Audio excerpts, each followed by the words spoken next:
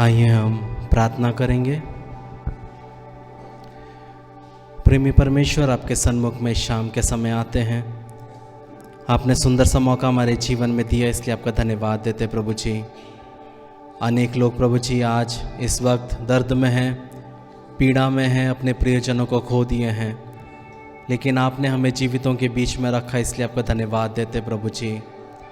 प्रार्थना करते प्रभु जी, आज का ये संडे सर्विस प्रभु जी हम सब के लिए एक आशीष का कारण होने पाए प्रभु जी। जो लोग यहाँ पे उपस्थित हैं उनको आपके हाथों में देते प्रभु जी। जो लोग रास्ते में हैं प्रभु जी, उन्हें भी सुरक्षित रूप से पहुँचने के लिए मदद करिए प्रभु जी। जो लोग हमें यूट्यूब और फेसबुक पे देखते हैं प्रभु जी, उनसे भी आप बात करिए प्रभु जी। आज का दिन प्रभु जी आपकी महिमा को देखने के लिए हम सबको मदद करिए प्रभु जी। आपकी इच्छा के अनुसार चलने के लिए हम सबको मदद करिए प्रभु जी। जैसा आप चाहते हैं वैसे बढ़ने के लिए हम सबको मदद करिए प्रभु जी। जैसे आपका वचन कहता है कि आप आत्मा हैं, हमें प्रभु जी आत्मा और सच्चाई में आराधना करने के लिए मदद करिए प्रभु जी। आपकी इच्छा हमारे जीवन में पूरी होने पाए। छोटी सी विनती आपके बेटे यीशु नासरी के नाम से मांगते हैं, सुन और कबूल कर। आमीन आमीन आमीन। सबको मसीह में जय मसीह की। मैं विश्वास करता हूँ कि आप खुश हैं, आप अच्छे हैं, और मैं विश्वास करता हूँ कि परमेश्वर आज आपसे बात करेंगे वचनों के द्वारा। और हर एक दिन, हर एक संडे अलग है। परमेश्वर कभी वचन से बात करता है, कभी अपने आत्मा के द्वारा बात करता है, लेकिन हमें कोई भी चीज़ को रिचुअल नहीं बनाना है। रिचुअल मतलब कि वो हर संडे ऐसा ही होगा, ऐसा ही होना चाहिए, वैसा नहीं, बल्कि जैसा आत्मा लेके जाता है। आज हमने उतने गाने नहीं गाए, लेकिन आत्मा जो मुझे अगुवाई कर रहा था बोलने के लिए, वो मैंने आप लोगों से बांटा। हर एक चीज़ इम्पॉर्टेंट है। जैसे एक मूर्तिकार मूर्ति बनाने के पहले वो क्या करता है, खींचता है, मारता है, बहुत सारी चीज़ें करता है। वैसे ही जब परमेश्वर अपने लोगों को अपने वचनों के लिए तैयार करता है, तब बहुत तरीके हैं परमेश्वर के, वो उस तरह से तैयार करता है। और आज हमारे बीच में प्रभु भोज भी है, तो इस वचन के बाद हम लोग प्रभु भोज भी लेंगे। और उसके लिए अभी से जब आप वचनों को सुनते हैं तो अपने आप को तैयार करिए। और जिन लोगों ने पानी का बपतिस्मा लिया है, डूब का बपतिस्मा लिया है, सिर्फ वही लोग के लिए प्रभु भोज है। और जो लोगों ने छिड़काव बपतिस्मा लिया है या बचपन में बपतिस्मा लिया है, वो बाइबल के खिलाफ़ है, बाइबल वैसा नहीं सिखाता, तो वो लोग कृपया करके बपतिस्मा प्रभु भोज में सहभागी ना हो। अगर अपने मन से होते हैं तो जो दंड आएगा उसके सहभागी आप हैं। लेकिन जैसे हम याकूब 3:1 कहते हैं कि सभी उपदेशक ना बने, क्योंकि उपदेशक का जो जजमेंट है वो डबल रहेगा। तो मैं परमेश्वर का दास होने के नाते मैं आपको सच बताऊंगा, सही बताऊंगा, क्योंकि जितना लेखा आपको देना है उससे ज़्यादा लेखा मुझे देना है। एक बार याकूब 3:1 जब हम खोलते हैं आप लोग देख सकते हैं, ताकि ऐसा ना हो कि पास्टर ने जो मुंह में आया वो बोल दिया, वैसा नहीं। याकूब 3 उसका 1 लिखा है। क्या लिखा है? हे मेरे भाइयों, तुम में से बहुत उपदेशक ना बने, क्योंकि जानते हो कि हम उपदेशक और भी दोषी ठहरेंगे। तो सब लोगों को पास्टर बनना है, सब लोगों को प्रीचर बनना है, पर वो ये भूल जाते हैं कि उनका जो न्याय होगा वो और भी तीखा होगा और भी मुश्किल भरा होगा। इसलिए हमें बहुत सोच समझ के हर एक चीज़ लोगों को बताना है, समझाना है। अगर मैं आपको गलत सिखाऊंगा तो परमेश्वर मुझसे उसका लेखा लेगा। आज का जो वचन है उसका टाइटल मैंने दिया है परिस्थिति बदलने वाला परमेश्वर, या परिस्थिति बदलने वाला यीशु। जब हम लूका 18 पढ़ते हैं, लूका 18 उसका 35 से 43, लूक चैप्टर 18 वर्सेस 35 to 43, वहाँ पे हम एक अंधे के बारे में देख सकते हैं जिसको यीशु मसीह चंगा करते हैं। तो यहाँ पे लिखा है, जब वे यरीहो के निकट पहुँचा तो एक अंधा सड़क के किनारे बैठा हुआ भीख मांग रहा था, और वह भीड़ के चलने की आहट सुनकर पूछने लगा, ये क्या हो रहा है? उन्होंने उसको बताया, कि यीशु नासरी जा रहा है। तब उसने पुकार के कहा, हे यीशु, दाऊद की संतान, मुझ पर दया कर। जो आगे जाते थे वे उसे डांटने लगे कि चुप रहे, परंतु वह और भी चिल्लाने लगा कि हे दाऊद की संतान, मुझ पर दया कर। तब यीशु ने खड़े होकर आज्ञा दी कि उसे मेरे पास लाओ। और जब वह निकट आया तो उसने उससे ये पूछा, तू क्या चाहता है कि मैं तेरे लिए करूं? उसने कहा, हे प्रभु, यह कि मैं देखने लगूं। यीशु ने उससे कहा, देखने लग, तेरे विश्वास ने तुझे अच्छा कर दिया है। और वह तुरंत देखने लगा और परमेश्वर की बड़ाई करता हुआ उसके पीछे हो लिया। और सब लोगों ने देखकर परमेश्वर की स्तुति की। तो यहाँ पे हम देख सकते हैं कि किस तरह यीशु मसीह एक अंधे के जीवन को बदलते हैं। अगर आप आज यहाँ पे हैं और आप मुझे सुन सकते हैं तो मैं आपको कहना चाहता हूँ कि यीशु मसीह आपकी परिस्थिति बदलने वाला है। आमीन। यीशु मसीह आपके जीवन में जो परिस्थिति से आप होके गुजर रहे हैं उसको बदलने वाला है। जब हम 35वां वचन पढ़ते हैं वहाँ पे हम देख सकते हैं कि ये अंधे मनुष्य की हालत को हम देख सकते हैं। वहाँ लिखा है, जब वे यरीहो के निकट पहुँचा तो एक अंधा सड़क के किनारे बैठा हुआ भीख मांग रहा था। तो यहाँ पे हम दो चीज़ को देख सकते हैं। पहला चीज़ कि वो क्या था, वो अंधा था और अंधा होने के वजह से उसके जीवन में वो एक ऐसी परिस्थिति में आ गया था कि उसको रोड साइड में बैठ के भीख मांगना पड़ रहा था। और उसके अंधेपन की वजह से उसके जीवन में बदहाली थी, उसके जीवन में प्रॉब्लम था और उसका जो जीवन था दूसरों की दया पर निर्भर था। आज आप यहाँ पे बैठे हैं और हो सकता है आपकी परिस्थिति के वजह से आज आप ऐसे सिचुएशन में हैं या आप एक ऐसी जगह पे हैं जहाँ पे आप रहना नहीं चाहते, लेकिन आप वहाँ पे रह रहे हो क्योंकि आपकी परिस्थिति क्या है, खराब है। यहाँ पे अंधेपन के वजह से उसको भीख मांगना पड़ रहा है। अगर वो देख सकता, वो बड़ा ही बन सकता था, वो सब्जी बेच सकता था, वो पढ़ लिख सकता था, लेकिन उसकी परिस्थिति के वजह से, उसके अंधेपन के वजह से वो ये कुछ भी नहीं कर पाया। हो सकता है आपके जीवन में जिस तरह आपको बढ़ना था, जिस तरह आपको चलना था, जिस तरह का व्यक्ति आपको बनना था, आप वो बन नहीं पाए क्योंकि आपकी परिस्थिति ने क्या किया, आपको मदद नहीं किया। और परिस्थिति खराब होने की वजह से आप एक ऐसे व्यक्ति नहीं बन पाए कि जैसा आपको बनना था या जैसा परमेश्वर आपको बनाना चाहता था। दूसरा जो प्रॉब्लम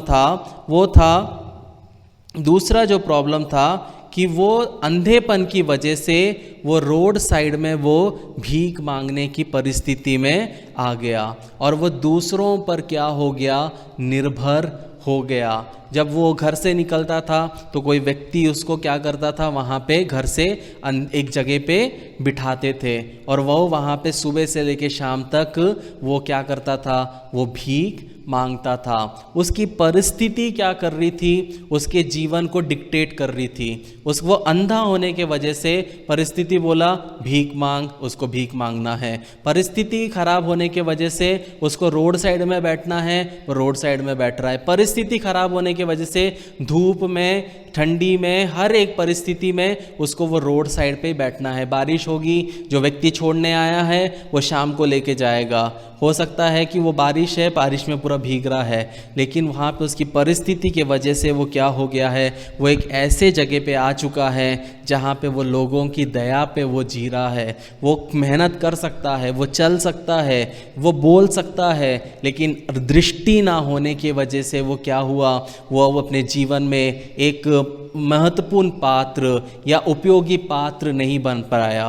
प्रियो, हमारे जीवन में भी हमारे पास हाथ है काम करने को, पैर है काम करने के लिए, मुंह है बोलने के लिए, लेकिन जब हम आत्मिक रूप से अंधे हो जाते हैं, जब हम आत्मिक चीज़ों को समझ नहीं पाते हैं, जब हम परमेश्वर के बताए हुए रास्ते को तुच्छ जानते हैं और परमेश्वर के बताए हुए रास्ते हमें अच्छे नहीं लगते हैं। परमेश्वर कब चाहिए, जब ज़िंदगी में प्रॉब्लम आता है, जब लाइफ लाइफ में प्रॉब्लम आता है तब एकदम से हम प्रार्थना, उपवास और जितनी कलीसियाँ हैं सब जगह दूसरों के जैसे हम लोग जाने लगते हैं। कहीं तो जाके मेरा क्या हो, मेरा पालन हो, मेरा पोषण हो, मेरा काम निकल जाए। लेकिन जब जीवन में अच्छा था, जब जीवन में सब कुछ था, तब हमें कुछ नहीं करना। क्यों? क्योंकि हम आत्मिक तौर पे अंधे हैं। जब हम आत्मिक तौर पे अंधे हैं तब हम हो सकता है हम यीशु मसीह के बाजू में ही बैठे हैं, लेकिन हम वो समझ नहीं पाएंगे कि यीशु मसीह मेरे बाजू में है, और हम उसकी चंगाई को, उसके छुटकारे को, उसके कार्य को अपने जीवन में देख नहीं पाएंगे। लेकिन जब हम आत्मिक तौर पे देखने लगते हैं तब क्या होता है, जो चीज़ लोग समझ नहीं पाते, लोग जो चीज़ों को देख नहीं पाते, वो चीज़ों को हम देखते हैं, हम दूरदर्शी बन जाते हैं। और जब हमारे जीवन में कुछ तकलीफ आने रहती है, हम दूर से पहले से हम उसको भाप लेते हैं, हम उसकी क्या करते हैं, हम तैयारी करते हैं। वैसे ही जब हम आत्मिक तौर पे हम देखने वाले हमें बनना है। यहाँ पे ये व्यक्ति आत्मिक तौर पे अंधा शायद ना होगा, लेकिन वो रियल में फिजिकली क्या था, वो एक अंधा था। दूसरा चीज़ हम देखते हैं, जब हम 36 से 38 पढ़ते हैं, वहाँ पे लिखा है, और वे भीड़ की चिल्लाने की आहट सुनकर पूछने लगा, ये क्या हो रहा है? उन्होंने उसको बताया कि यीशु नासरी जा रहा है। तब उसने पुकार कर कहा, हे यीशु, दाऊद की संतान, मुझ पर दया कर। यहाँ पे हम देख सकते हैं कि वो व्यक्ति एक ऐसे जगह पे बैठा हुआ है जो उसका रोजी है। मतलब आप जानते हैं कि अगर आप सब्जी बेचते हैं, चाय बेचते हैं, अगर आप कोई चीज़ करते हैं, तो आप जानते हैं कि आपका एरिया कितना इम्पॉर्टेंट है, क्योंकि लोग जो आपसे लेते हैं वो आपसे ही लेने के लिए आपको एक ही जगह क्या करना है, आपको आपका मार्केट लगाना है।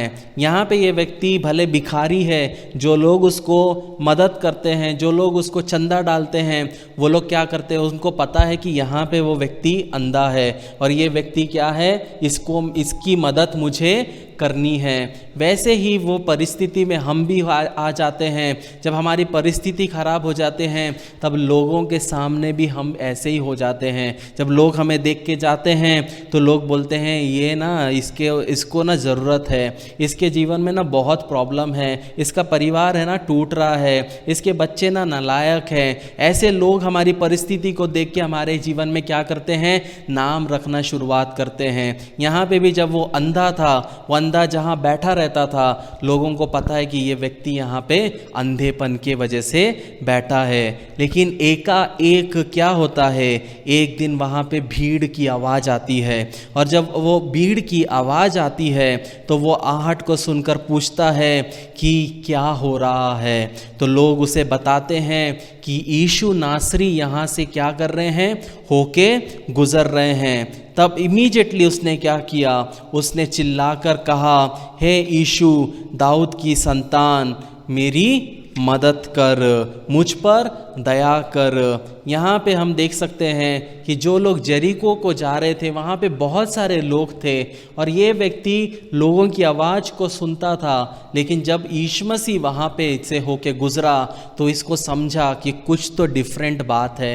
रोज़ लोग तो जाते थे, लेकिन अभी जो भीड़ आ रही है उसमें कुछ बात है। और उसने क्या किया, उसने लोगों से पूछा कि क्या हो रहा है। हमारे जीवन में प्रियो, भले हमारे जीवन में परिस्थिति कैसी भी हो, यहाँ पे उस अंधेपन ने क्या किया, एक अपॉर्चुनिटी को देखा। उसने इसके पहले सुना होगा कि यीशु मसीह अलग अलग जगह जा रहे हैं, वो लोगों को ठीक कर रहे हैं, अंधे देख रहे हैं, लंगड़े चल रहे हैं, जो बीमार है वो चंगे हो रहे हैं, जो दुष्ट आत्मा ग्रसित हैं वो ठीक हो रहे हैं। और उस ज़माने में यीशु नाम जो था वो बहुत कॉमन था। ऐसा नहीं था कि सिर्फ एक ही यीशु था, लेकिन वहाँ पे यीशु नाम बहुत कॉमन था। लेकिन जैसे ही उस भीड़ में व्यक्ति ने बोला कि यीशु जो नासरत के हैं जा रहे हैं, इमीडिएटली क्या किया, वो उस चीज़ को क्या किया, समझ पाया।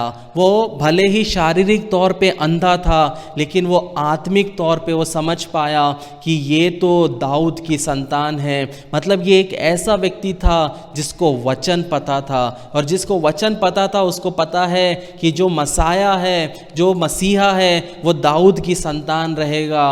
वो वहाँ पे क्या करता है, इमीडिएटली उसको समझता है और वो बोलता है, हे यीशु दाऊद की संतान, मुझ पर दया कर। आज अगर आपके जीवन में आप कोई भी परिस्थिति से होके गुजर रहे हैं, आपको सिर्फ पुकारना है कि यीशु मसीह मेरी मदद कर। और जब आप उसको पुकारेंगे तब वो आपकी पुकार को सुनेगा, तब वो आपकी प्रार्थना को सुनेगा, क्योंकि हमारा परमेश्वर दया दिखाने वाला परमेश्वर है। जब हम नए नियम में पढ़ते हैं, जब भी कोई व्यक्ति यीशु मसीह के सामने आता था, उसको कोई भी पीड़ा से क्यों ना हो, बीमार हो, दुखी हो, लाचार हो, जो भी सिचुएशन क्यों ना हो, वचन कहता है यीशु मसीह का दिल कंपैशन से भर जाता है, दया से भर जाता है। हमारा परमेश्वर दया दिखाने वाला परमेश्वर है। आप परमेश्वर को बोलोगे, हे पिता मेरी मदद कर, यीशु मसीह मेरी मदद कर, तो यीशु मसीह ये नहीं बोलेगा पहले जाके ये 1000 रुपये का चढ़ा, फिर जाके मैं तेरे लिए कुछ करूँगा। यीशु मसीह को आपकी कोई चीज़ की ज़रूरत नहीं है। जब आप पुकारोगे तब वो आपकी सुनने वाला परमेश्वर है। जब आप उसको दहाड़ोगे, जिस तरह एक बच्चा अपनी माँ को जब भूख लगती है तो पुकारती है या पुकारता है, और जिस तरह एक माँ दौड़ के आती है कि मेरे बच्चे को भूख लगी होगी, कहीं मेरा बच्चा गिर तो नहीं गया, उसी तरीके से जब हम यीशु मसीह को पुकारते हैं तब वो एक माँ के तरह,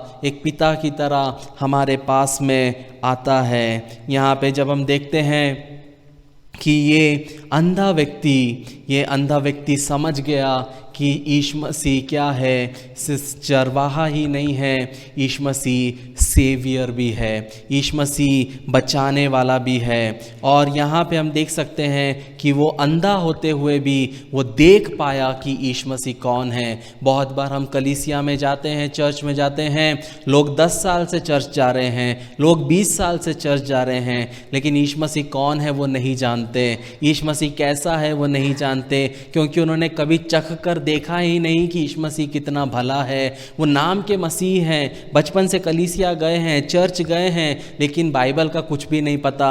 उनको अगर हम पूछेंगे कि निर्गमन खोलो तो वो नया नियम खोलने चले जाएंगे। क्यों? क्योंकि वो सिर्फ नाम के विश्वासी थे, वो कभी भी सच्चाई से नहीं चले। लेकिन हमें क्या करना है, हमें आत्मिक तौर पे देखना है, और जब हम आत्मिक तौर पे हम देखेंगे तब हम वो चीज़ों को देखेंगे जो एक साधारण इंसान नहीं देख पाएगा।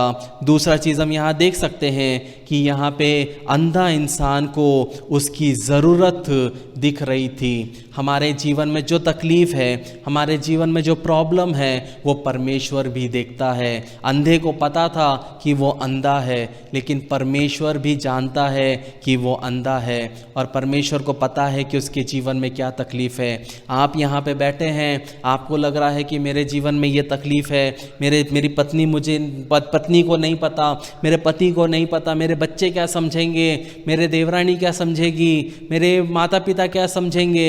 लेकिन मैं आपको कहना चाहता हूँ कि एक छोटा प्रॉब्लम भी जब आपकी ज़िंदगी में होता है तो परमेश्वर उस प्रॉब्लम को जानता है। लेकिन परमेश्वर क्यों हमारे जीवन में प्रॉब्लम होने देता है? वो परमेश्वर इसलिए प्रॉब्लम होने देता है ताकि हम परमेश्वर के और करीब आए। हम में से बहुत लोग यीशु मसीह पे कभी विश्वास नहीं करते, कभी भी हम प्रार्थना नहीं करते, कभी भी हम कलीसिया में नहीं जाते अगर हमारे जीवन में प्रॉब्लम नहीं होता। कुछ ना कुछ प्रॉब्लम कभी ना कभी हमारे जीवन में आया है, इसीलिए हमने अपना जीवन परमेश्वर को दिया है और परमेश्वर के साथ में हमने चलने का निश्चय किया है। कहीं ना कहीं हमने देखा है कि परमेश्वर ने भला काम हमारे लिए किया है। हम उसके योग्य नहीं थे, लेकिन परमेश्वर ने हमारे जीवन में, हम अयोग्य होते हुए परमेश्वर ने अपने आशीषों से हमें भरा। परमेश्वर ने हमें अपना बेटा और बेटी बनाया। परमेश्वर ने हमारी गलतियों को माफ़ किया, अपने लहू से धो के हमें शुद्ध किया। जब हम भजन संहिता 51 उसका 1 पढ़ते हैं, जब हम साम 51 वर्स 1 पढ़ते हैं, वहाँ लिखा है, हे परमेश्वर, अपनी करुणा के अनुसार मुझ पर अनुग्रह कर, अपनी दया के अनुसार मेरे अपराधों को मिटा दे। प्रियो, इसी तरीके से हमें क्या करना है, हमें परमेश्वर की ओर हमें करहाना है कि अपनी करुणा के अनुसार मुझ पर दया कर, अपनी बड़ी दया के अनुसार मेरे अपराधों को मिटा दे। इसका मतलब क्या है? उसका अनुग्रह हमारे लिए है और वो हमारे पापों को माफ़ करने के लिए आज भी सक्षम परमेश्वर है। तो याद रखिए, आपके जीवन में आप कोई भी परिस्थिति से होके क्यों ना गुजरे, जब आप परमेश्वर को अपने जीवन में कार्य करने के लिए मौका दोगे, तब आप परमेश्वर को अपने जीवन में कार्य करते हुए देखोगे। आपने क्यों कभी परमेश्वर को अपने जीवन में कार्य करते हुए नहीं देखा? क्योंकि या तो आप दो नाव पे सवार हैं, या तो आप दो स्वामियों की सेवा कर रहे हैं। आपको अगर परमेश्वर के कार्य को देखना है तो कैसे चलना है? जो परमेश्वर का वचन कहता है वो वचन के अनुसार चलना है। अगर आपका वचन कहता है कि व्यभिचार नहीं करना है, आपको व्यभिचार नहीं करना है। वचन कहता है कि गलत संगति में नहीं पड़ना है, आपको गलत संगति में नहीं पड़ना है। आपका वचन कहता है कि अपनी पत्नी का इज्जत करना है, अपने पति का आदर करना है, आप अगर नहीं करते हैं तो वो आपको करना है। जो वचन कहता है वो वचन के अनुसार चलना है। और दूसरा चीज़, जो वचन नहीं कहता वो आपको नहीं करना है। आज कलीसिया में 80% चीज़ें जो होती है वो बाइबल में लिखा नहीं है। वो किसी इंसान ने महसूस करके, किसी इंसान को लगा, इसलिए उसने वो सारी चीज़ें कराना शुरुआत की। लेकिन हमें क्या करना है? बाइबल जो कहता है, वो बाइबल जो कहता है वो बाइबल के अनुसार क्या करना है? हमें अपने जीवन को चलना है। क्योंकि परमेश्वर का वचन कहता है कि ये जो परमेश्वर का वचन है वो स्वर्ग में विराजमान है, वो स्वर्ग में स्थिर है। जो वचन है वो स्वर्ग में स्थिर है। कोई डिनोमिनेशन क्या बोलता वो फ़र्क नहीं पड़ता, कोई पासबान क्या बोलता फ़र्क नहीं पड़ता, कोई व्यक्ति क्या बोलता फ़र्क नहीं पड़ता। परमेश्वर का वचन क्या कहता है? अगर परमेश्वर का वचन कहता है तो करना है, अगर परमेश्वर का वचन नहीं कहता तो नहीं करना है। जब हम लूका 18 उसका 39 पढ़ते हैं, वहाँ पे हम देख सकते हैं लिखा है, जब जो आते जाते थे वे उसे डांटने लगे कि चुप रहे, परंतु वे और भी चिल्लाने लगा कि हे दाऊद की संतान, मुझ पर दया कर। यहाँ पे हम देख सकते हैं कि जब ये अंधा व्यक्ति पुकारने लगा कि हे दाऊद की संतान, मुझ पे दया कर, मुझ पे दया कर, तो लोगों को क्या करना चाहिए था? एक लोगों को, अच्छे मसीह को क्या करना चाहिए था? उसे उठा के यीशु मसीह के पास लाना था। यहाँ पे उल्टा क्या हुआ? जब वो बुलाया कि हे यीशु मसीह दाऊद की संतान मुझ पे दया कर, लोग उसे डांटने लगे। हमारे जीवन में भी यही होता है, जब हम आत्मिक तौर पे हम नहीं देख पाते, और जब हम किसी को जाके अपने दर्शन को बताते हैं, किसी को जाके जो परमेश्वर ने हमें जो बुलाहट दी है उसे बताते हैं, तो वो हमें क्या करता है? वो हमें दबाने की कोशिश करता है। वो कभी ये नहीं बोल पाएगा, ये नहीं बोलेगा कि हाँ परमेश्वर आपको बिल्कुल उपयोग में लाएगा। मैंने अपने जीवन में देखा है, जब मैं छोटा था मैंने किसी को बताया परमेश्वर ने मुझसे ये वादा किया है कि मुझे इस तरह उपयोग में लाएगा, तो वो उनका पहला सवाल था अगर परमेश्वर ऐसा नहीं करेगा तो मैं बोला ठीक है चलेगा। मुझे कहने का मतलब है दबाने वाले ज़्यादा हैं, आपको बढ़ोतरी करने वाले कम हैं। आप बोलोगे मुझे परमेश्वर ने उपयोग कार्य के लिए चुना है, बोला है, तो लोग बोलेंगे हाँ ठीक है तुम कार्य करो, लेकिन मेरे अंडर में रह के करो, तुम मेरे साथ मत रहो, मेरे अंडर में रहोगे तो ही कर सकते हो। लोग आपके क्या करेंगे? आपके विजन को चुराने की कोशिश करेंगे, लोग आपकी बुलाहट को चुराने की कोशिश करेंगे। वही चीज़ किसने किया? शाऊल ने किया। जब दाऊद ने बोला कि मैं जाके गोलायत से लड़ूंगा, शाऊल क्या बोलता है? इधर आ, इधर आ। दाऊद जाता है, शाऊल क्या करता है? अपना कपड़ा उसको देता है, अपनी तलवार उसको देता है। और दाऊद जब शाऊल का आर्मर को पहनता है, लड़ने का जो कपड़े को पहनता है, तो वो चल नहीं पाता।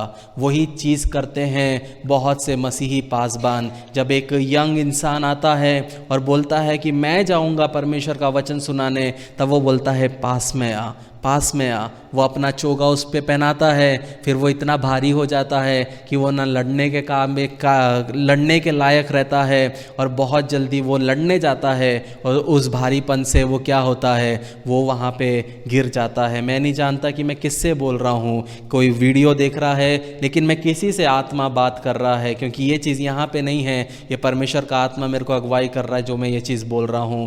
कहने का मतलब है कि जब हम आत्मिक रूप से अंधे रहेंगे तो लोग आपको यूज़ करेंगे, लोग आपको अब्यूज़ करेंगे, लोग आपके टैलेंट्स को अब्यूज़ करेंगे, लोग आपको वैल्यू नहीं करेंगे। लेकिन जो व्यक्ति आपको वैल्यू करेगा, वो परमेश्वर के कार्य को आपके जीवन में होते हुए देखेगा, तब वो क्या करेगा, वो उत्साह करेगा, वो खुशी मनाएगा। हमें कैसे परमेश्वर के दास चाहिए? हमें एलाइशा जैसे परमेश्वर के दास चाहिए। जब गेहसी ने बोला, देख पलिश्ती लोग मेरे सामने आए हैं, एलाइशा ने ये नहीं बोला कि परमेश्वर मुझे दिखाता है कि यहाँ पे तो दूत है, सेना है, लेकिन एलाइशा बोलता है, हे परमेश्वर मेरे दास की आंखें खोल। इस प्रकार के कलीसिया में पासबान चाहिए, जो अपने साथ में जो काम करते हैं उनको तैयार करे कि वो खुद देख पाए और वो खुद अपनी लड़ाई को लड़ पाए। हमें उस प्रकार का व्यक्ति बनना है। यहाँ पे ये अंधे को क्या किया, अंधा देखना चाहता था, लेकिन वो भले ही शारीरिक रूप से नहीं देख पा रहा था, लेकिन आत्मिक रूप से वो देख पा रहा था। वहीं पे जो लोग थे वो शारीरिक रूप से देख पा रहे थे कि उनके साथ तो यीशु मसीह था, वो यीशु मसीह को देख पा रहे थे, लेकिन वो आत्मिक रूप से अंधे थे। और इसीलिए जब हम आत्मिक रूप से अंधे रहते हैं, तब हम लोगों को सही काउंसिल नहीं दे पाते, हम लोगों को सही शिक्षा नहीं दे पाते, हम लोगों को बढ़ने के लिए सही सिखा नहीं पाते। लेकिन जब हम आत्मिक रूप से परमेश्वर के साथ चलते हैं, परमेश्वर की नज़र को हम देख के चलते हैं, तब हम परमेश्वर के कार्य को अपने जीवन में होते हुए देखते हैं। यही परमेश्वर के जो से चेले थे, जब हम 18 का 15 से 17 पढ़ते हैं, वहाँ पे भी देखते हैं कि उन्होंने वही चीज़ किया। वहाँ लिखा है, फिर लोग अपने बच्चों को उसके पास लाने लगे कि वे उन पर हाथ रखे, और चेलों ने देखकर उन्हें डांटा। यीशु ने पास बुलाकर बालकों को मेरे पास आने दो और उन्हें मना मत करो, क्योंकि परमेश्वर का राज्य ऐसे ही का है। मैं तुमसे सच कहता हूँ कि जो कोई परमेश्वर के राज्य को बालकों की नाई ग्रहण ना करेगा, वे उसमें कभी प्रवेश ना करने ना पाएगा। प्रियो, ये चीज़ है। जो शिष्य थे यीशु मसीह के साथ चल रहे थे, लेकिन वो दूसरों को यीशु मसीह के पास आने के लिए क्या कर रहे थे, वो रोड़ा बन रहे थे, वो एक ऑब्स्टिकल बन रहे थे। प्रियो, हमारे जीवन में हम कभी भी किसी को यीशु मसीह के पास आने के लिए हमें ऑब्स्टिकल नहीं बनना है। हमारे वजह से लोग यीशु मसीह को जानने वाले हमें बनना है, हम किसी के ठोकर के कारण बनने वाले नहीं होना है।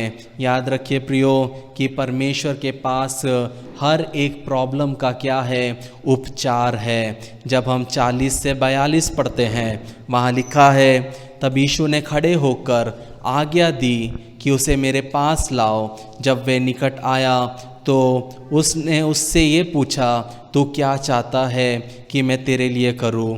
उसने कहा, हे प्रभु, ये कि मैं देखने लगूं। यीशु ने उससे कहा, देखने लग, तेरे विश्वास ने तुझे चंगा किया है। यहाँ पे यीशु मसीह जानता था कि ये अंधा है, इसको क्या ज़रूरत है, फिर भी यीशु मसीह ने क्या किया, उससे पूछा। ये दिखाता है परमेश्वर ने हम सबको क्या दिया है, फ्री विल दिया है। फ्री विल का मतलब क्या है, ये हमारे हाथ में है। जैसे हमने बाइबल स्टडी में देखा, ये हमारे हाथ में है कि मुझे नरक जाना है या स्वर्ग जाना है। चुनाव किसका है? मेरा चुनाव है, आपका चुनाव है। वैसे ही यीशु मसीह यहाँ पे इस व्यक्ति को बुला के पूछता है कि तू क्या चाहता है मैं तेरे लिए करूं। आज यीशु मसीह आपसे पूछता है कि तू क्या चाहता है मैं तेरे लिए करूं। उसका वादा है जहां 2 या 3 उसके नाम से उपस्थित हैं वो वहां पे है। यहाँ पे यीशु मसीह हमारे बीच में है। आपके जीवन में जो भी परिस्थिति क्यों ना हो, आपके जीवन में कोई भी तंगी मुसीबत क्यों ना हो,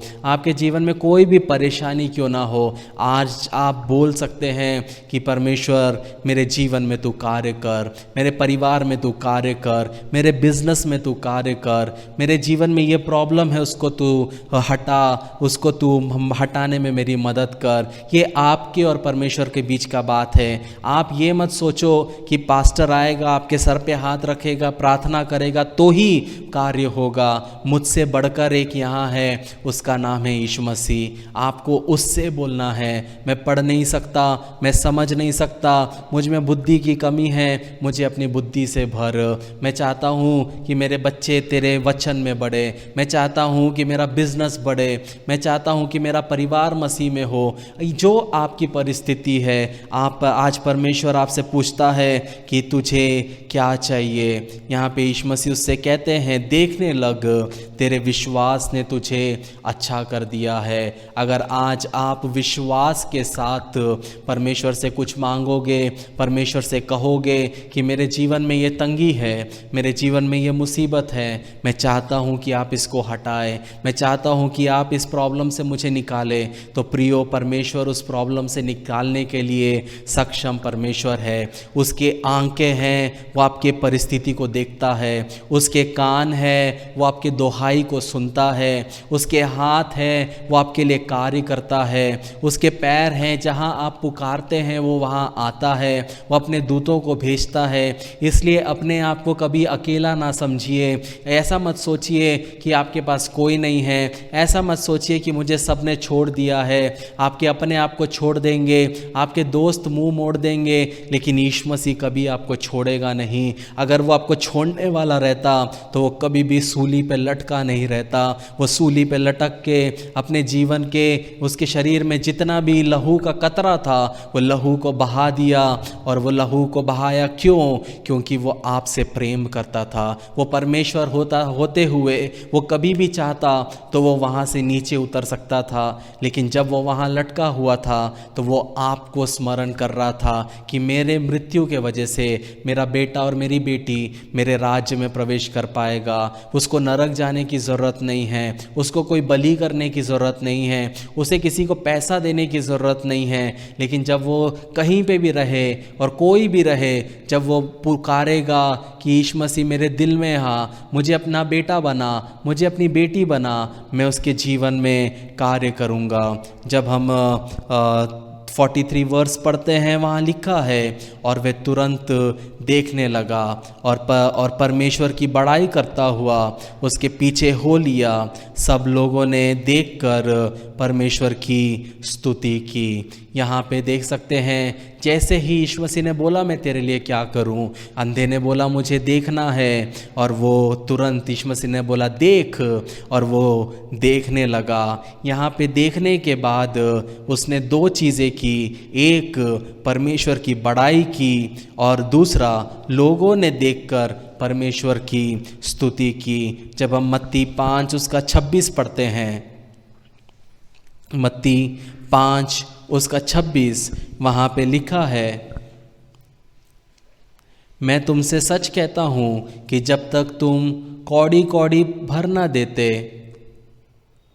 मत्ती 5 उसका 16, मत्ती 5 उसका 16, वहाँ लिखा है उसी प्रकार तुम्हारा उजियाला मनुष्यों के सामने चमके कि वे तुम्हारे भले कामों को देखकर तुम्हारी पिता की जो स्वर्ग में है बड़ाई करे। परमेश्वर क्या कहता है कि तुम्हारा उजियाला मनुष्यों के सामने चमके। हम जो कार्य करते हैं वो लोगों के सामने चमके। जब हम मसीह में जीते हैं, जब हम अच्छे कार्य करते हैं, मसीह के सामने क्या करे? चमके। लेकिन क्या लिखा है? वो तुम्हारे भले कामों को देखकर किसे पिता जो स्वर्ग में है बड़ाई करे। हमारे जो भले कार्य हम करते हैं, हम जो अच्छा कार्य करते हैं, वो देखकर पासबान को वाह वाह लूटने की ज़रूरत नहीं है, व्यक्ति को लूटने की ज़रूरत नहीं है, लेकिन किसको बड़ाई मिलनी चाहिए? जो स्वर्ग में है, जिस परमेश्वर को बड़ाई मिलनी चाहिए। यहाँ पे भी जब हम 43वां वचन पढ़ते हैं, वहाँ लिखा है, वह तुरंत देखने लगा और परमेश्वर की बड़ाई करता हुआ उसके पीछे हो लिया, और सब लोगों ने देखकर परमेश्वर की स्तुति की।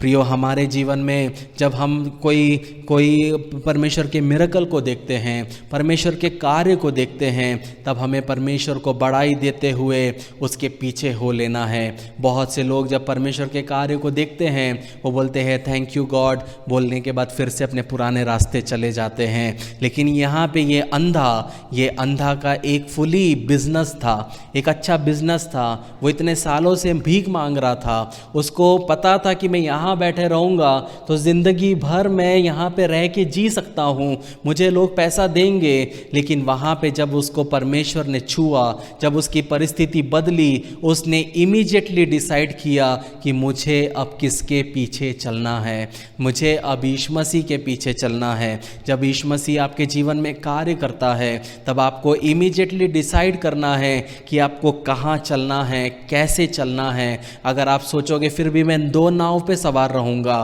फिर भी मैं वो दुनिया में भी जीऊँगा और वचन के अनुसार भी जीऊँगा, तब आप कभी भी परमेश्वर के कार्य को होते हुए नहीं देख पाओगे। परमेश्वर का कार्य वहाँ पे टेम्पररी रहेगा। लेकिन अगर आप चाहते हो कि परमेश्वर का कार्य परमानेंट हो, तब आपको अपने जीवन को बदलना है और आपको परमेश्वर के बताए हुए रास्ते पे चलना है। और जिस तरह हम एक फैक्ट्री में देखते हैं, दूध का फैक्ट्री में जिस तरह बोतलें लाइन से जाती है, वो एक मेजरमेंट के हिसाब से रखा जाता है। अगर वो मेजरमेंट थोड़ा सा भी इधर या उधर हो जाएगा, तब वो दूध क्या होगा, बॉटल के बाहर गिरेगा और लाखों रुपए का क्या होगा, नुकसान होगा। उसी तरीके से जब आप परमेश्वर के बताए हुए रास्ते पे आप चलोगे, उसके बताए हुए विधियों पे आप चलोगे, जो उसका वचन कहता है वैसे चलोगे, तब आप परमेश्वर के कार्य को अपने जीवन में देखने पाओगे। यहाँ पे हम देख सकते हैं कि यहाँ पे हम 5 चीज़ों को हम सीख सकते हैं। सबसे पहले, यहोवा उन लोगों की पुकार को नज़रअंदाज नहीं करता जो सचमुच में उसे पुकारते हैं। ये मिरेकल के थ्रू पहला चीज़ जो आप और मैं सीख सकते हैं कि जब भी आप परमेश्वर को पुकारोगे, वह आपके पुकार को कभी भी नज़रअंदाज नहीं करेगा। जब हम मत्ती 11:28 पढ़ते हैं, खोलने की ज़रूरत नहीं है, वहाँ पे लिखा है, हे सब परिश्रम करने वालों और बोझ से दबे हुए लोगों, मेरे पास आओ, मैं तुम्हें विश्राम दूंगा। यीशु मसीह खुद कहता है कि परिश्रम करने वालों और बोझ से दबे हुए लोगों, मेरे पास आओ, मैं तुम्हें क्या दूंगा, मैं विश्राम दूंगा। तो जब आप बोझ से दबे हुए हैं, तब आपको किसी व्यक्ति के पास जाने की ज़रूरत नहीं है, आपको यीशु मसीह के पास आना है। और जब आप यीशु मसीह के सामने पुकारोगे कि हे पिता मेरी मदद कर, मेरी परिस्थिति को बदल, वो बोलेगा कि हाँ मैं करूँगा। क्यों? क्योंकि उसने वादा किया है। फिर जब हम यूहन्ना 6 उसका 37 पढ़ते हैं, जब हम जॉन चैप्टर 6 वर्स 37 पढ़ते हैं, वहाँ लिखा है, जो कुछ पिता मुझे देता है वह सब मेरे पास आएगा, उसे मैं कभी ना निकालूंगा।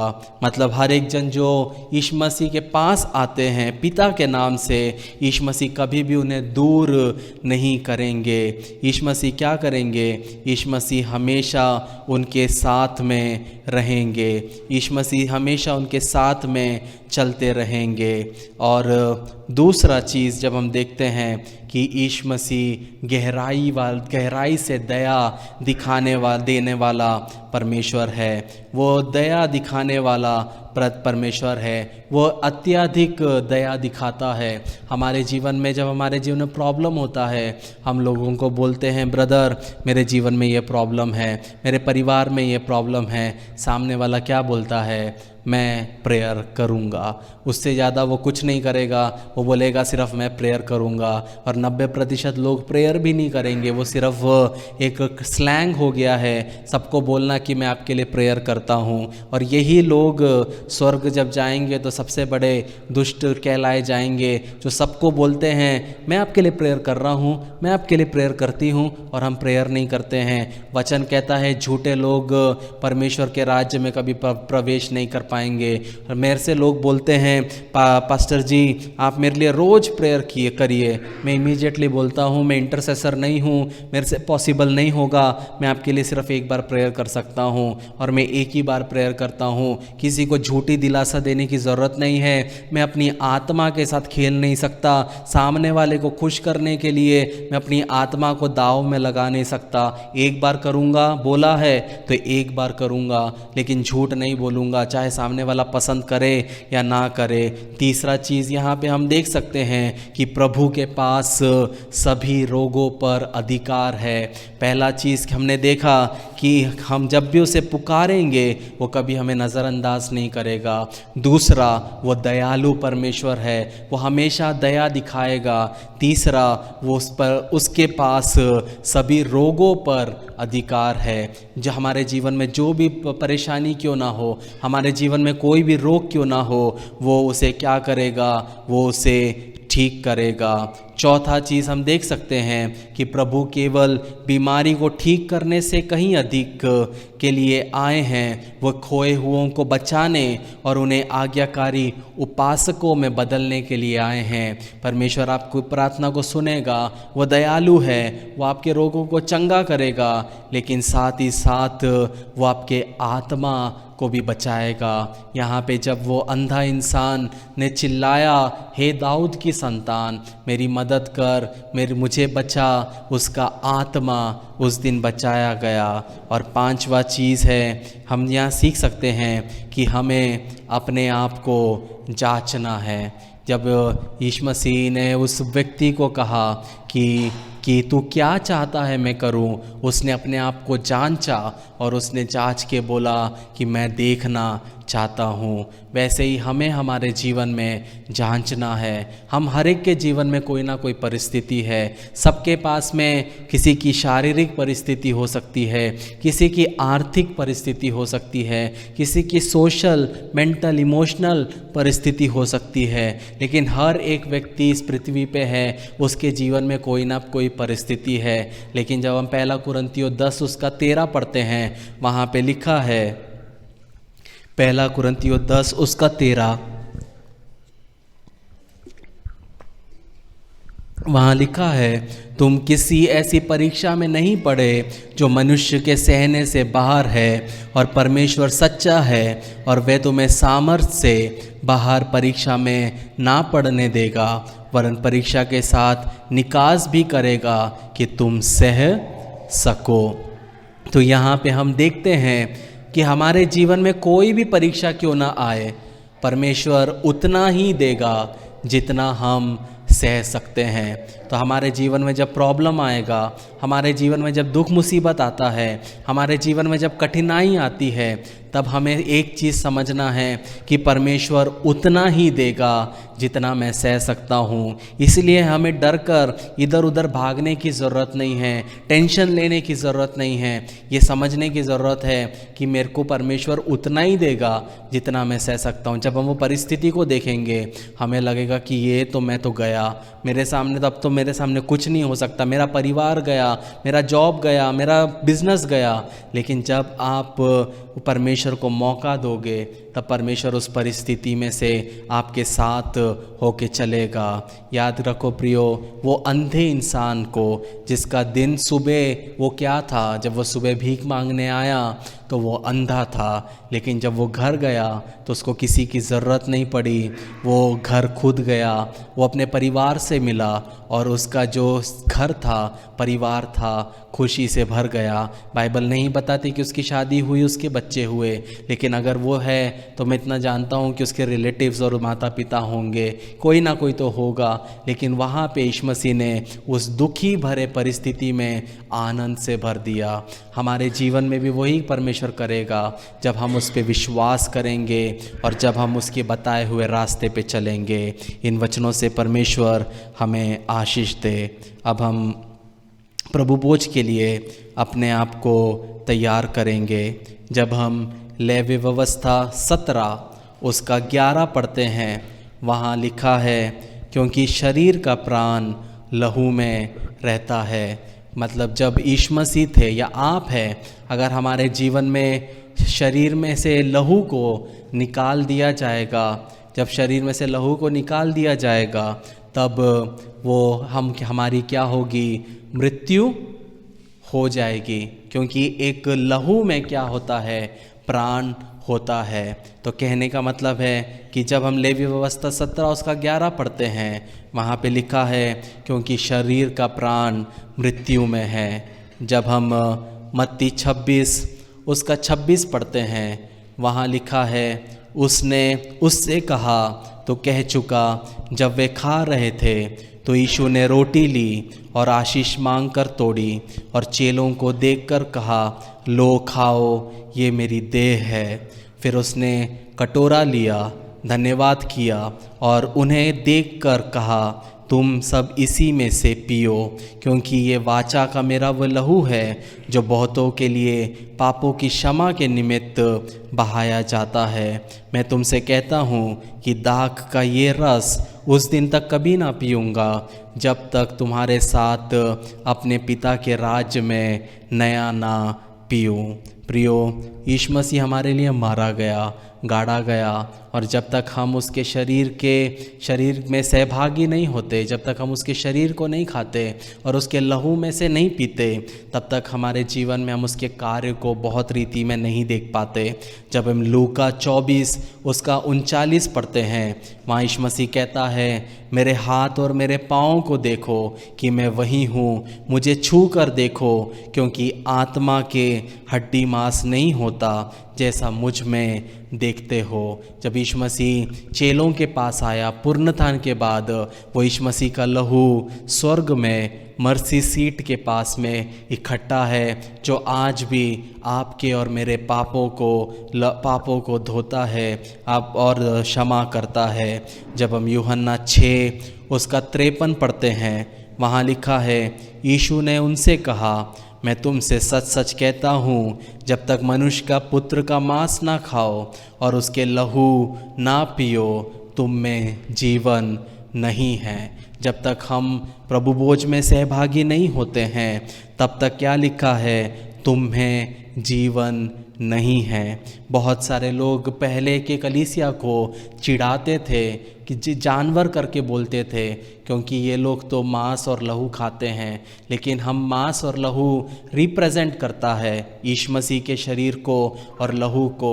तो पहले की कलीसिया के लोगों को लोग चिढ़ाते थे, देखो ये लोग तो जानवर है, ये मांस और लहू पीते हैं। लेकिन लोग एक दिन सच्चाई जान लेंगे, लेकिन हमें जो बोला गया है हमें वो चीज़ करना है। जब हम यूहन्ना 6 उसका 54 पढ़ते हैं, नेक्स्ट वर्स लिखा है, जो मेरा मांस खाता है और मेरा लहू पीता है, अनंत जीवन उसी का है, और मैं अंतिम दिन फिर उसे जिला उठाऊंगा। जो यीशु मसीह के मांस खाता है और उसका लहू पीता है, अनंत जीवन उसी का है, और अंतिम दिन में वो क्या करेगा?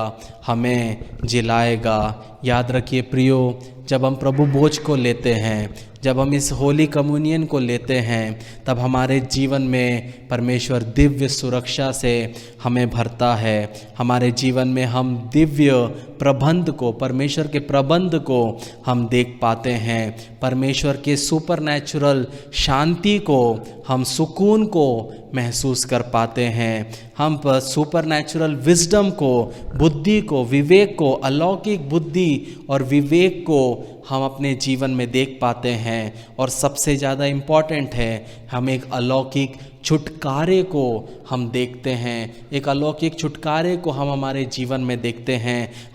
हम डरते नहीं हैं, हमारे जीवन में भय नहीं होता, हमारे जीवन में बेचैनी जो रहती है, जो शैतान लाता है, वो बेचैनी चली जाती है। जब हम पहला कुरिन्थियों 11 उसका 23 से पढ़ते हैं, वहाँ लिखा है, पौलुस कहता है, क्योंकि ये बात मुझे प्रभु से पहुँची और मैंने तुम्हें भी पहुँचा दी कि प्रभु यीशु ने जिस रात वे पकड़वाया गया, रोटी ली और धन्यवाद करके उसे तोड़ी और कहा कि ये मेरा देह है जो तुम्हारे लिए है, मेरे स्मरण में यही किया करो। इसी रीति से उसने बियारी के पीछे कटोरा भी लिया और कहा, ये कटोरा मेरे लहू में नई वाचा है, जब कभी पीहो तो मेरे स्मरण के लिए यही किया करो। क्योंकि जब कभी तुम ये रोटी खाते हो और इस कटोरे में से पीते हो तो प्रभु की मृत्यु को जो जब तक ना आए प्रचार करते रहो।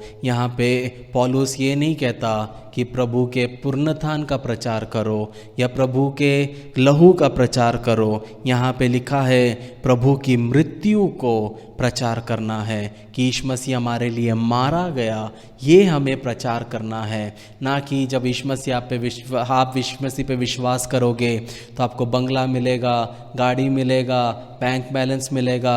ये प्रचार करने के लिए परमेश्वर ने हमें नहीं चुना है। हमें किसका प्रचार करना है? उसकी मृत्यु का प्रचार करना है। 27वां वचन कहता है, इसलिए जो कोई अनुचित रीति से प्रभु की रोटी खाए या उसके कटोरे में से पिए, वे प्रभु की देह और लहू का अपराधी ठहरेगा। यहाँ पे एक चीज़ मैं समझाना चाहता हूँ, यहाँ पे लिखा है अनुचित रीति से। जब भी बाइबल में आप कोई भी चीज़ पे आप कंफ्यूज हो, कोई भी वर्ड पे आप कंफ्यूज हो, तो 10 से 20 वचन आप पीछे जाइए और आप पढ़ के देखिए, तब आप उस वचन को आप अच्छे से समझ पाएंगे। यहाँ पे जब हम 20वां वचन पढ़ते हैं, जब हम 11 का 20 पढ़ते हैं, वहाँ पे लिखा है, पौलुस कहता है कि अनुचित रीति को उसने समझाया है। वहाँ लिखा है, सो तुम जो एक जगह पर इकट्ठा होते हो तो ये प्रभु भोज खाने के लिए नहीं, क्योंकि खाने के समय एक दूसरे से पहले अपना भोज खा लेता क्योंकि खाने के समय एक दूसरे से पहले अपना भोज खा लेता, सो कोई तो भूखा रहता और कोई मतवाला हो जाता है।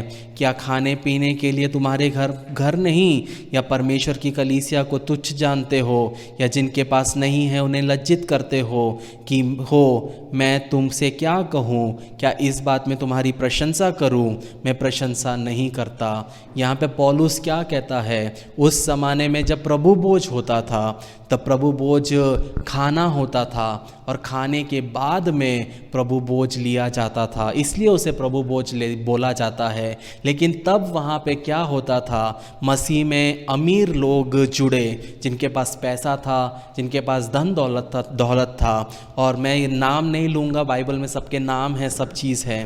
तो अमीर लोगों के जब खाना होता था तो अमीर लोग अपने घरों में अपने दोस्तों को बुलाते थे, और जब तक गरीब लोग आते थे उसके पहले अमीर लोग क्या करते थे, उस खाने को खा लेते थे और वो दाखरस को पी लेते थे। इसलिए यहाँ पे लिखा है तो 21वें वचन में, कोई तो भूखा रहता है और कोई मतवाला हो जाता है। तो जो गरीब लोग थे उनके पास खाने के लिए कुछ नहीं रहता था। तो वहाँ पे पौलुस बोलता है कि अनुचित रीति से हमें क्या नहीं करना है, हमें प्रभु भोज नहीं लेना है। और दूसरा चीज़, अगर हमारे जीवन में कोई पाप है, हमारे जीवन में कोई प्रॉब्लम है, हमारे जीवन में हमको लगता है कि मैं प्रभु भोज लेने के लायक नहीं हूँ, या मैंने से गलती हुई है, मुझे अगले हफ्ते लेना चाहिए, अभी नहीं लेना चाहिए, अभी मुझे और समय चाहिए परमेश्वर के साथ में मुझे बढ़ने के लिए, तो कृपया करके ना ले। किसी को दिखाने के लिए प्रभु भोज हमें नहीं लेना है, पर हमें क्या करना है, उसके स्मरण में हमें क्या करना है, हमें क्या करना है? प्रभु भोज लेना है। यहाँ पे पौलुस क्या कहता है? ये जो हम दाखरस और ये ब्रेड का जो टुकड़ा है, ये तो परमेश्वर को क्या करता है? यीशु मसीह के शरीर को और उसके लहू को रिप्रेजेंट करता है, दर्शाता है। लेकिन वो जो लोग हैं वो तो कलीसिया है। समझ रहे कहने का मतलब? जो लोग खा रहे हैं वो है परमेश्वर यीशु मसीह की देह। तुम यीशु मसीह के देह को अगर आप इज्जत नहीं दोगे, यीशु मसीह की देह के लिए आप प्रेम नहीं दिखाओगे, यीशु मसीह की देह को आप इंपॉर्टेंस नहीं दोगे, तो ये तो सिर्फ एक दाखरस है और एक ब्रेड का टुकड़ा है जो कि दर्शाता है कि ये यीशु मसीह का शरीर है और यीशु मसीह का लहू है। जब पहला कम्युनियन हुआ, जब पहला प्रभु भोज हुआ, तब जैसे ही व्यक्ति ने प्रभु भोज के लिए वो टुकड़ा लिया, पता क्या हुआ? उसके अंदर में शैतान आया। खोलिए यूहन्ना 13 उसका 27। यूहन्ना 13 उसका 27। वहां पे हम जूडस के बारे में देखते। देखो क्या लिखा है? और टुकड़ा लेते ही शैतान उसमें समा गया। तब यीशु ने उससे कहा, जो तू करता है तुरंत कर। हमको प्रभु भोज बहुत नॉर्मल लगता है, सब ले रहे हैं, मैं भी ले लेता हूं। लेकिन अगर आप उसको अनुचित रीति से लोगे, गलत तरीके से लोगे, मसीही भाई बहन को दिल दुखा के लोगे, तो क्या हुआ? वहाँ पे वो क्या करने वाला था? यीशु मसीह को पकड़वाने वाला था। और जैसे ही वो प्रभु भोज का ब्रेड लेता है, यीशु मसीह ने जो रोटी तोड़ी, जबकि यीशु मसीह थे वहाँ पे, यहाँ पे तो यीशु मसीह नहीं है, लेकिन वो मसीह की देह को क्या करने वाला था? नुकसान पहुँचाने वाला था। तो जब हम प्रभु भोज लेते हैं, तब हमें क्या करना है? हमें अपने आप को स्मरण करना है, अपने आप को जांचना है। क्या मेरा जीवन इस प्रकार है? क्या मैं इस तरह जी रही हूँ? क्या मैं इस प्रकार जी रहा हूँ कि मैं प्रभु भोज लूँ? अगर नहीं लगता है तो ना लीजिए। लेकिन अगर आपको अंदर से कन्फर्मेशन है कि मैं ले सकता हूँ, तो आप बिल्कुल लीजिए। यहाँ लिखा है 28वां वचन, 1 कुरिन्थियों 11 उसका 28। इसलिए मनुष्य अपने आप को जांच ले और इसी रीति से इस रोटी में से खाए और इस कटोरे में से पिए, क्योंकि जो खाते पीते समय प्रभु की देह को ना पहचाने, वे इस खाने और पीने से अपने ऊपर दंड लाता है। इसी कारण तुम में से बहुत से निर्बल, रोगी और बहुत से सो गए हैं। अगर आप अनुचित रीति से प्रभु भोज लोगे, तब आपके जीवन में क्या होगा? आपके जीवन में परमेश्वर का दंड आएगा। इसलिए हमें अनुचित रीति से नहीं लेना है, नहीं तो हम निर्बल होंगे, हम रोगी होंगे और हम बहुत से उस समय में सो भी गए थे। 31वां वचन कहता है, यदि हम अपने आप को जांचते तो दंड ना पाते, परंतु प्रभु हमें दंड देकर हमारी ताड़ना करता है, इसलिए कि हम संसार के साथ दोषी ना ठहरे। इसलिए हे मेरे भाइयों, जब तुम खाने के लिए इकट्ठा होते हो तो एक दूसरे के लिए ठहरो। यदि कोई भूखा हो तो अपने घर में खा ले, जिससे तुम्हारा इकट्ठा होना दंड का कारण ना हो, और शेष बातें मैं आकर ठीक कर दूंगा। तो प्रियो, यहाँ पे हमने देखा कि हमें किस तरह प्रभु भोज को लेना है। जैसे मैंने पहले कहा, अगर पानी का बपतिस्मा लिया है, डूब का बपतिस्मा लिया है, तो ही आप प्रभु भोज के सहभागी प्रभु भोज ले। अगर आपका बपतिस्मा छिड़काव का है या बचपन में आपका बपतिस्मा हुआ है, तो कृपया करके प्रभु भोज ना ले, क्योंकि वो बाइबल नहीं सिखाता है।